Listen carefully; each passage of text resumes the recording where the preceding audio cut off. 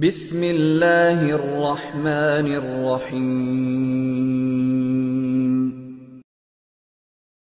کتابوں میں ایک واقعہ لکھا ہے، ایک قصاب تھا اور ہمسائے کی ایک کام کرنے والی لڑکی تھی، تو اس کے ساتھ اس کا معاشقہ چل پڑا، وہ عاشق ہو گیا اس کے اوپر۔ اب اس لڑکی کو گھر والوں نے کسی کام کے لیے دوسری بستی کی طرف بھیجا، تو قدرتاً مغرب کے بعد کا وقت تھا، یہ پیچھے پیچھے تھا۔ اس بندے نے اس کا پیچھا کیا اور اس کو تنہائی میں دیکھ کے اندھیرے میں پھسلایا، گناہ پہ مائل کیا۔ وہ نیک بچی تھی، جب اس نے اسے کہا نا کہ میں تو تم سے بہت محبت کرتا ہوں، تو اس نے آگے سے کہا لا تفعل لانا اشد حبا لک منک لی ولکنی اخاف اللہ۔ اس نے کہا تم میرے ساتھ گناہ مت کرو، جتنی محبت تم مجھ سے کرتے ہو اس سے زیادہ محبت میں تم سے کرتی ہوں، مگر میں اللہ سے ڈرتی ہوں، میں گناہ نہیں کر سکتی۔ اس کے اخلاص والے الفاظ تھے کہ اللہ نے اس نوجوان کے دل میں یہ بات اتار دی کہ یہ اللہ سے اتنا ڈرتی ہے تو میں کیوں نہ ڈروں۔ چنانچہ اس نے توبہ کی نیت کر لی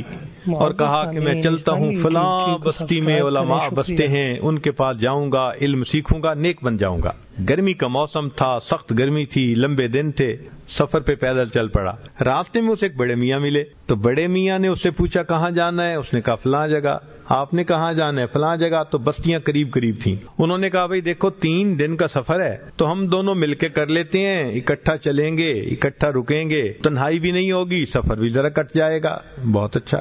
اب جب سفر شروع کیا تو ان دونوں نے یہ دیکھا، نوجوان نے بھی اور بڑے میاں نے بھی، کہ سخت دھوپ کا موسم ہے، مگر ان کے اوپر ایک بادل نے سایہ کیا ہوا ہے، اور جدھر وہ جا رہے ہیں بادل ساتھ ساتھ، بادل ساتھ ساتھ۔ تو اپنے دل میں بڑے میاں بڑے خوش کہ اللہ نے مجھ پر کرم کر دیا، گرمی میں مجھے بادل کا سایہ دے دیا۔ نوجوان بھی بڑا خوش کہ میں اس نیک بندے کے ساتھ چل رہا ہوں جس کی برکت سے میں دھوپ سے بچ گیا۔ 3 دن رات انہوں نے سفر کیا۔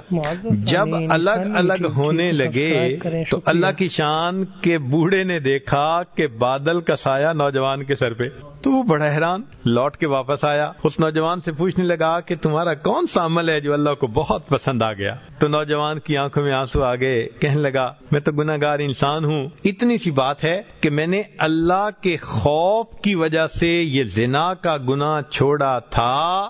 میرا مالک کتنا کریم ہے، اس نے اولیاء کی مانند مجھے گرمی کے موسم میں اپنا سایہ عطا فرما دیا۔ تو جو دنیا میں بادلوں کے سایہ عطا فرماتا ہے، وہ پروردگار جنت قیامت میں اپنے عرش کا سایہ عطا فرما دے گا۔